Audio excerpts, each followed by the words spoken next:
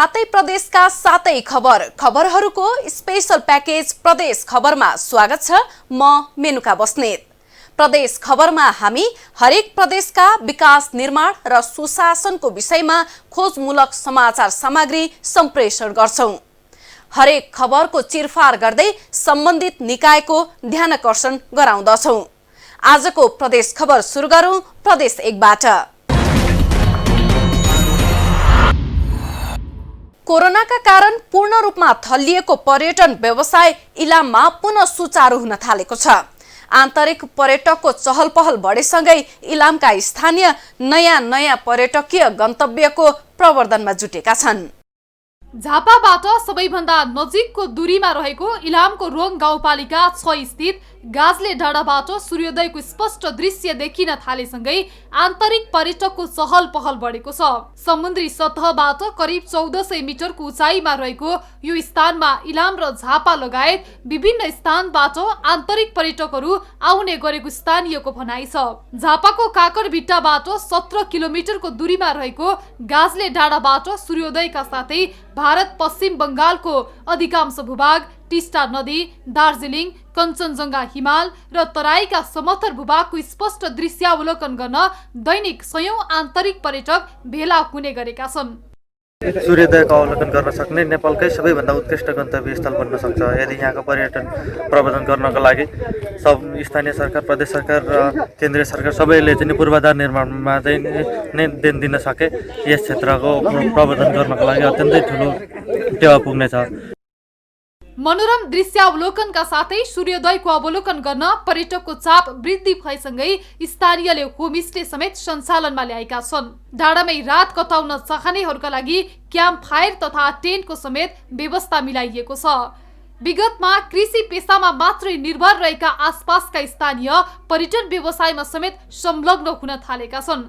यहाँबाट चाहिँ सबैभन्दा पहिले त अब सनराइज चाहिँ साह्रै राम्ररी मजाले नै देखिन्छ हैन। अब लगायत यहाँदेखि हिमालहरू पनि मजाले नै देख्न सकिन्छ। यहाँदेखि लिएर चाहिँ झापादेखि लिएर हरेक ठाउँ चाहिँ क्लियरली मजाले नै देख्न सकिन्छ। अन्त जस्तै त्यो भन्दा नि अझ राम्ररी देख्न सकिन्छ र झापाको पनि धेरै ठाउँ देख्न सकिन्छ। अब यहाँदेखि आन्तरिक पर्यटकहरू पनि धेरै नै आउनुहुन्छ। साथै यहाँदेखि होमस्टेहरूको पनि अब व्यवस्था गर्ने तर्खरमा छौँ हामी चाहिँ। हुन त इलामका धेरै क्षेत्र प्राकृतिक र कृषि पर्यापर्यटनका हिसाबले नेपालमै अग्रणी जिल्लाको रूपमा परिचित जिल्ला भए पनि भौतिक दूरीका हिसाबले झापा र भारतसँग नजिक भएकाले झण्डी डाँडाको छुट्टै महत्त्व रहेको जनप्रतिनिधिको भनाइ छ। यो स्थानको विकासका लागि गुरु योजना नै सञ्चालनमा ल्याइएको रोङ गाउँपालिका वडा नम्बर 6 का वडा अध्यक्ष सुभाष तामाङको भनाइ छ। र यसलाई चाहिँ स्थानीय सरकार, प्रदेश सरकार, केन्द्र सरकारको तर्फबाट पनि हामीले विकास गरेर लैजाने, यसलाई चाहिँ यो हर्कटे हाँसपोखरीबाट छिरेको पदमार्गलाई साइक्लिङ ट्र्याकसहित मेची बगर पुर्याउने र यो आसपासमा चाहिँ लालीगुराँसको जङ्गल बनाएर आन्तरिक पर्यटक होमस्टेको विकास गर्दै यहाँको समग्र आर्थिक समृद्धिको लागि पर्यटन नै उपयुक्त गन्तव्य माध्यम हुन सक्छ भन्ने उद्देश्यले यो पोइन्टलाई चाहिँ हामीले प्रचार प्रसार गर्दै अहिले आन्तरिक पर्यटकको पनि एकदम प्रभाव बढेको छ। यसरी मुख्य राजमार्गबाट दूरीका हिसाबले नजिक रहेका पर्यटकीय स्थलको पहिचान र प्रवर्धन गर्न सके कोरोना कहरका कारण थलिएको पर्यटन उद्योगलाई समेत टेवा पुग्नेछ। यसको साथै कृषिमा मात्रै आश्रित स्थानीयको समेत आय आर्जनको भरपर्दो वैकल्पिक स्रोत बन्ने अपेक्षा गरिएको छ। टिभी टुडे एसडी टेलिभिजन प्रदेश खबरका लागि झापा सहकर्मी खगेन्द्र घिमिरेको रिपोर्ट। अब लागौं प्रदेश 2 को खबरतर्फ। महोत्तरीका सयौं घर मुसहर 10 गजामा पुस्तौदेखि जीवन गुजार्दा समेत उनीहरूको व्यवस्थापनको लागि सरकारले कुनै चासो देखाउन सकेको छैन। सबै घरधुरी मुसहरहरू नेपाली नागरिक भएको तर वर्षौंदेखि 10 गजामै बस्दा विद्युत, शौचालय, खानेपानी लगायतका सबै सेवा सुविधाबाट वञ्चित रहेका छन्। यो दृश्य हो महोत्तरीको 10 गजा क्षेत्रको। मनरा सिसवा नगरपालिका वडा नम्बर 9 मदवा र 10 बथनाहामा सयौं मुसहरहरू बस्दै आएका छन्। पुस्तौंदेखि यस क्षेत्रमा मुसहर समुदाय बस्दै आए पनि न्यूनतम विकासका पूर्वाधारको सुविधा छैन। यिनीहरू पुस्तौंदेखि नेपाल र भारतको सीमाको मध्यभाग नो म्यान्स ल्यान्डमा बस्दै आएका छन्। भूमिहीन भएरै बस्न मनाइ छ तर त्यही स्थानमै बस्नुको बाध्यता छ। दैनिक ज्याला मजदुरी गरेर आफ्नो जीविकोपार्जन गर्दै आएका यस क्षेत्रका मुसहरहरू नेपाली नागरिक हुन्। सीमाको समेत रेखदेख गर्दै आएका मुसहरहरू राज्यले उपलब्ध गराउने न्यूनतम सेवाबाट विमुख हुँदै आएका छन्। केहन समस्या है पाया पर छी हमरा सबके न लाइट दैया न भेपर लाइट हबे न लाइट दैया लाइट फसाबै छी त हमरा सबके अब पकड़ा त पकड़ के घर लाके ल जाए त अखनी 8000 रुपया लै छी त 8000 में हम सब कहां से देबी खबै आ कि 8000 ओकरा हम बुझावे जबै आइ आ बाल बच्चा के खियाबै या गरीब दुखिया छ पाया पर बसल। मुसहर बस्तीमा निर्वाचनको बेला दलका नेताहरू पुगे पनि अन्य समयमा कोही कसैले पाइलो टेक्दैनन्। राजनीतिक दलका नेताहरूको उपस्थिति नहुँदा मुसहरहरूले न्यूनतम विकास पूर्वाधारको उपभोग गर्न नपाएका हुन्। दैनिक जीवनदेखि बालबालिकाले राम्रो शिक्षा समेत पाउन सकेका छैनन्। अधिकांश मुसहर बालबालिका खेतीको समयमा विद्यालय छोड्न बाध्य छन्। मुलुकमा 3 तहको सरकार छ, तर तीनै तहका सरकार खबर पाएर पनि बेखबर जस्तै छन्। चुनावका बेला नेताहरू घर दैलो पुगे पनि अन्य समयमा कोही नआएको स्थानीयहरूको भनाइ छ। त्यो पनि बुझ्नुपर्छ, तर उहाँहरूले महसुस गराउनु पर्दाखेरि हामीले भन्नु पर्दाखेरि ट्याक्स पेयर मात्रै होइन, हामी कर चुक्ता मात्रै गर्ने सरकारले पनि हामीलाई दिन्छ भनेर हामीले उहाँहरूलाई बुझाउन सकेका छैनौँ कि त्यस किसिमको कार्यक्रम आएको छैन। हामीलाई थाहा छ हामीले कर बुझाउँछौँ, सरकारले हामीले सुविधा दिन्छ, उहाँहरूले बुझाउन सकेका छैनौँ कि त्यस किसिमको कुनै कार्यक्रम आएको देखिँदैन कि। विगतका वर्षदेखि नै भारतीय सुरक्षाकर्मीले सताउँदै आएका छन्। यिनीहरू भूमिहीन भएकै कारण राज्यबाट ठगिएका छन्। सीमा क्षेत्रमा एसएसबीको ज्यादती उत्तिकै छ। यता प्रदेश सरकारले भूमिहीनको लागि काम गरेको दाबी गर्दै आएको छ। उहाँहरूको बसोबास यति नै जोखिमपूर्ण छन्, जसले गर्दाखेरि उहाँहरूको चाहिँ अवस्था दिन प्रतिदिन दयनीय भइरहेको स्थिति छ। त्यही कारणले प्रदेश सरकार अब चाहिँ भूमिहीनहरूको तथ्याङ्क सङ्कलन गर्दैछन् र तथ्याङ्क सङ्कलन भइसकेपछि उनीहरूको सुरक्षित बसोबासको लागि प्रदेश सरकारबाट चाहिँ व्यवस्था गर्नेछन् र त्यस्ता योजनाहरू नै ल्याएर हामीहरूले उहाँहरूको सुरक्षित बसोबासको व्यवस्था मिलाउनेछौँ। यी मुसहर पनि यही मुलुककै नागरिक हुन्। संविधानले पनि यी बस्तीमा विकासको अधिकार दिएको छ, तर पुस्तौंदेखि यो क्षेत्रमा बस्दै आएका भूमिहीनहरूले राज्य भएको अनुभव गर्न पाएका छैनन्। यसर्थ सरकारले अविलम्ब यी बस्तीमा पूर्वाधारका कामदेखि शिक्षा स्वास्थ्यमा ध्यान दिन जरुरी छ।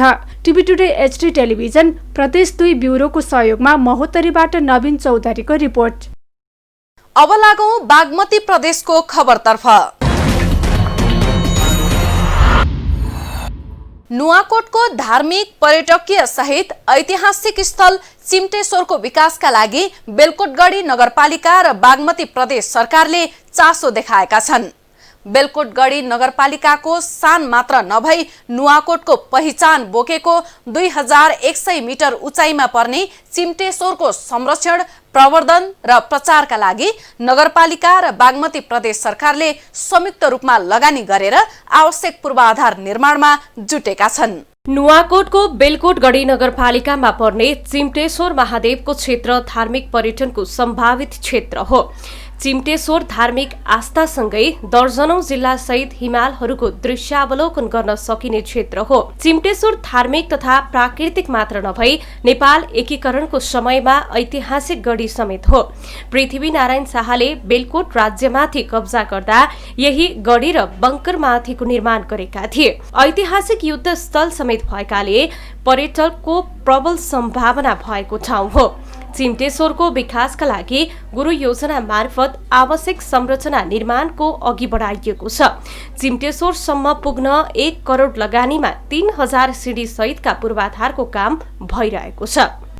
हामीले पहिलो ऐबजुलाई सुसमैले भने मदल भण्डारी भ्यू टावर लगायत बालु डेन पिकनिक स्पोट छिडी याकिङ रुट यहाँ निर्माण गर्ने अहिले नगरपालिकाले याकिङ रुट र छिडी अहिले हाल्दैछ। यो चाहिँ लगभग हाम्रो उताको के अशोक बेन्जीको 1000 किलोमिटर, यो 3000 किलोमिटर जति 3000वटा छिडी उता 1000 छिडी छ। अहिले भयो सुन्नुभयो यहाँ चाहिँ 3000 छिडी बनाउनु भनेर हामी लगभग आधाभन्दा तल पुगिसकेका छौँ। पर्याप्त सम्भावना बोकेको चिम्टेश्वर केवल जंगलभित्र लुकिएको अवस्थामा मात्रै छ।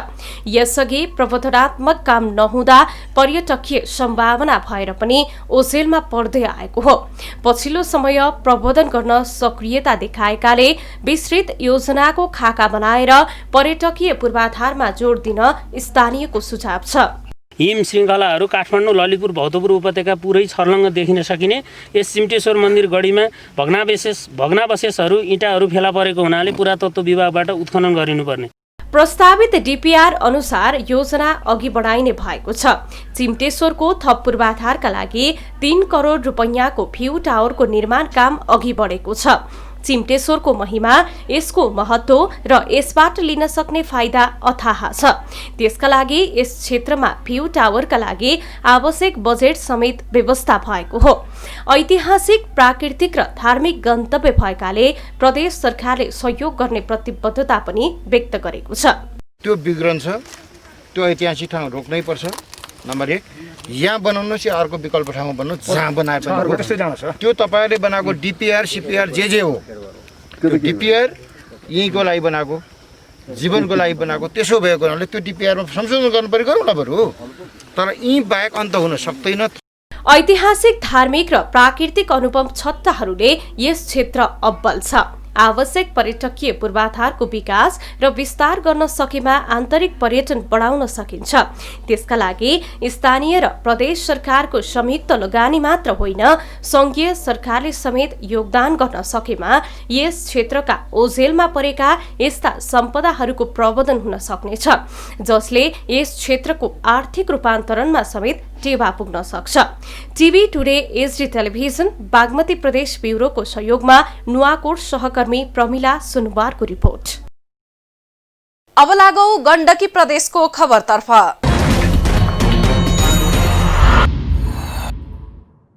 नेपालमा सडकको इतिहास लामो भए पनि स्याङ्जाका दुर्गम ठाउँमा सडकको पहुँच पुग्न सकेको थिएन। तर पछिल्लो समय स्थानीय सरकार आएपछि गाउँमै सडक विस्तार हुन थालेको छ। स्याङ्जाको हरिनास गाउँपालिकामा चालु आर्थिक वर्षदेखि स्तरीय सडक विस्तार सुरु भएको छ। सडक विस्तार तथा स्तरीकरणले स्थानीयको आर्थिक तथा सामाजिक जीवनमा पनि परिवर्तन आउनेछ।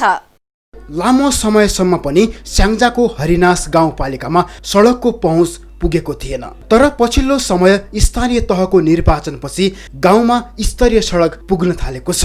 गाउँमा सडक पुगेपछि स्थानीय सडक सुविधासँगै स्थानीयको आय आर्जनमा सुधार हुने अपेक्षा गरिएको छ।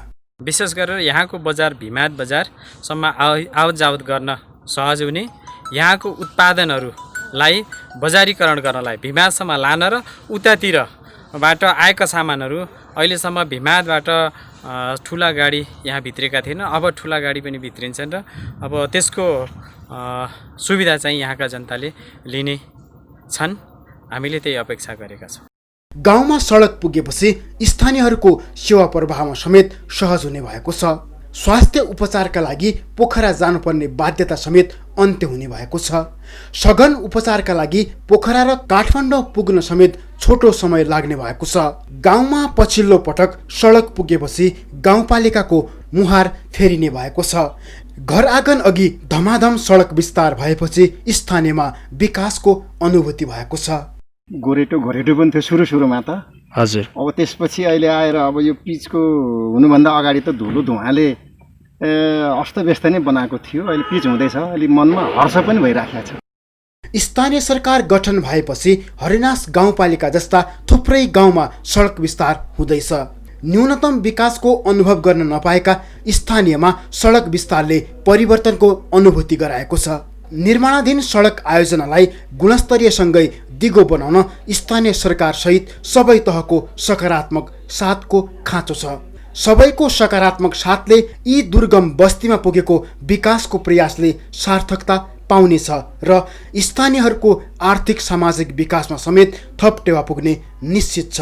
टिभी टुडे एचडी टेलिभिजनका लागि गण्डकी ब्युरोको सहयोगमा स्याङ्जा सहकर्मी सुदीप सुवेदीको रिपोर्ट।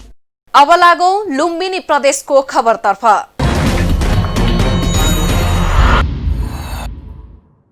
स्थानीय सरकारले आफ्ना सेवा प्रवाहका लागि आवश्यक कानुन निर्माणमा विज्ञताका कमीले सकस भोगेका छन्। जनप्रतिनिधि र कर्मचारीलाई कानुन निर्माण सम्बन्धी आवश्यक तालिम र सहजीकरणको पनि कमी छ। संघीय मामिला तथा सामान्य प्रशासन मन्त्रालयले निर्माण गरेको नमुना कानुन मस्यौदा अनुसार तयार गर्दा स्थानीय प्राथमिकता र आवश्यकता सम्बोधन भएका छैनन्। स्थानीय तहका कानुन बनाउने विज्ञता जनप्रतिनिधि र कर्मचारीमा कमीले संविधानको एकल अधिकार सूची अनुसार आवश्यक कानुनहरू अझै बनेका छैनन्। नमुना कानुन परिमार्जन गरेर बनाइएका कानुन हुबाहुको समस्या मात्र होइन, कार्यान्वयनमा समेत चुनौती छ। पाल्पाको तानसेन नगरपालिकाले 3 वर्षको अवधिमा 11वटा ऐन 23वटा नियमहरू निर्माण गरेको छ। कानुन निर्माणमा स्थानीय सरकारमा क्षमताको अभाव, विज्ञ समूह सहभागिता कमजोर रहेकाले कानुन निर्माणमा जटिलता रहेको नगरले बताएको छ।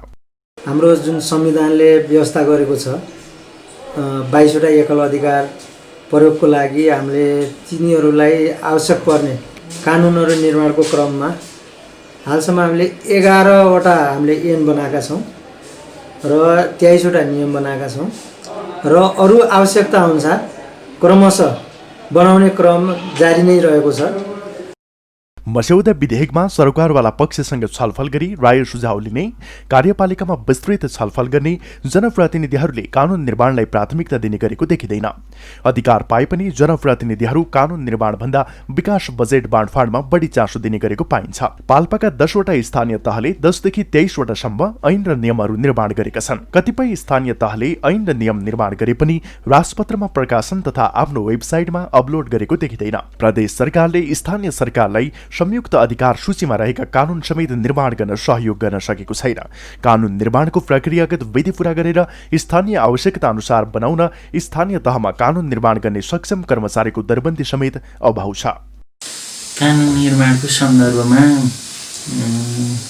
संघीय मामिला तथा सामान्य प्रशासन मन्त्रालयले चाहिँ राखिदिएको नमुना कानुन बमोजिम स्थानीय तहमा अहिले अत्यावश्यक कानुनहरू बनिराखेको अवस्था छ र त्यसै अनुसार हामीले कानुनहरू गाउँपालिका अनुकूल कानुनहरू निर्माण गरेर गाउँसभाबाट र कार्यपालिका बैठकबाट पारित गरिराखेका छौँ। बनेका कानुन प्रक्रियागत विधि पूरा गरेर निर्माण गरेको देखिँदैन। अन्यलता र सकसका बीचमा बनाइएका कानुनहरू कार्यान्वयनमा झनै जटिलता देखिएको छ। यसर्थ यसतर्फ आवश्यक व्यवस्था गर्न जिम्मेवारहरूको ध्यान पुग्न जरुरी छ। TV today SD television Lumbini प्रदेश ब्युरोको सहयोगमा पाल्पा सहकर्मी भविन्द्र गौतमको रिपोर्ट। अब लागौ कर्णाली प्रदेशको खबरतर्फ।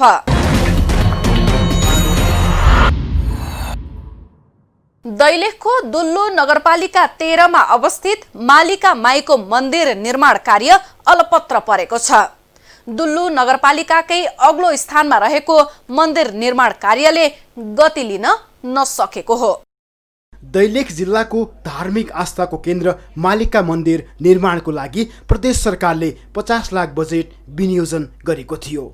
कर्णाली प्रदेश उद्योग पर्यटन वन तथा वातावरण मन्त्रालयले आर्थिक वर्ष 2076-77 को बजेटमा निर्माण थालिएको मन्दिर निर्माण कार्य अधुरै छ। मन्दिरको सामग्री टिनले बारेर थन्काइएको छ। पूजा आजामा समेत समस्या थपिएको छ।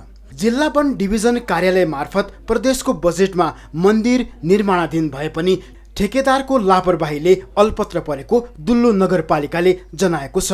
विस्तृत कुरा त मलाई थाहा छैन। यद्यपि नगरपालिकामा जिल्ला वन कार्यालयले पठाएको पत्र अनुसार 50 लाख रुपियाँको मन्दिर निर्माणका लागि विनियोजन भएको र सो रकम ठेक्का गरी निर्माण कार्य गर्दा हालसम्म उक्त कार्य पुरा भइ नसकेको देखिन्छ र यसमा ठेकेदारको लापरवाही अथवा अन्य के कारणले हो त्यो कुरा बुझ्न डिटेल विस्तृत रूपमा बुझ्न सकेको छैन। दुल्लु नगरपालिकाले मन्दिर प्रत्यक्षालय, सार्वजनिक शौचालय, प्रवेशद्वारमा रेलिङ र सिडी लगायत केही भौतिक पूर्वाधार निर्माणको काम पनि भएका छन्। तर निर्माणको चरणमै रहेको मन्दिर छोडेर निर्माण कम्पनी हिँडेको छ। मन्दिरका लागि आवश्यक बजेट भए पनि निर्माण कम्पनीका कारण मन्दिर निर्माण कार्य अधुरै रहेकाले अविलम्ब निर्माण कार्य थाल्नुपर्ने स्थानीयहरूको माग रहेको छ। वरिपरि सुत्रा भन्ने मात्र थिए, वरिपरि झाङ त्यो बाँझमा मन्दिर थियो, फेरि भत्काएर यो गाउँपालिकाले नगरपालिकाले बनायो बाँझो फेरि ढलनालो बनायो त्यहाँदेखि फेरि अहिले के भने सप्ताह लगायो नवा लगायो के लगायो अब हामी त सुन्ने मात्रै हो हेर्न जाँदाखेरि बनाउने भने यति उति लाग्छ भने भत्कायो कुडाइले खुब गरे काम केही पनि होइन अहिले त जाने बेला माइ ल्याउने ठाउँ राख्ने ठाउँ पनि छैन उतापट्टि माइलाई चाहिँ के झोपडी बनाएर त्यत्तिकै टिनले बाँडेर राखेका छन् उसले फेरि पिल्लो खडा छन् त्यो के कति कारणले हो अब यो लाउनेको समस्या हो कि बनाउनेको समस्या हो यसमा चाहिँ हामीले त्यसको केलाउनु पाएको छैन। मालिका मन्दिर दुल्लु नगरपालिकाकै आस्थाको धरोहरको केन्द्र हो। धार्मिक पर्यटकीय हिसाबले पनि महत्त्वपूर्ण मानिएको मालिका मन्दिरको निर्माण कम्पनीको लापरवाहीले गर्दा निर्माण कार्य अल्पत्र छ। मन्दिरका लागि प्रदेश सरकारले बजेट समेत दिएकाले सम्झौता अनुसारको मन्दिर निर्माणमा स्थानीय प्रदेश सरकार जिम्मेवार बन्न आवश्यक छ। निर्माणको जिम्मा लिएको कम्पनीलाई ताकेता गरी छिटोभन्दा छिटो निर्माणमा जोड दिनु जरुरी छ। टिभी टुडे एसडी टेलिभिजनका लागि जिल्ला ब्युरोको सहयोगमा दैलेख सहकर्मी दिपेन्द्र कार्की बास्ताकोटीको रिपोर्ट। र अब खबरको अन्त्यमा लागौं सुदूरपश्चिमतर्फ।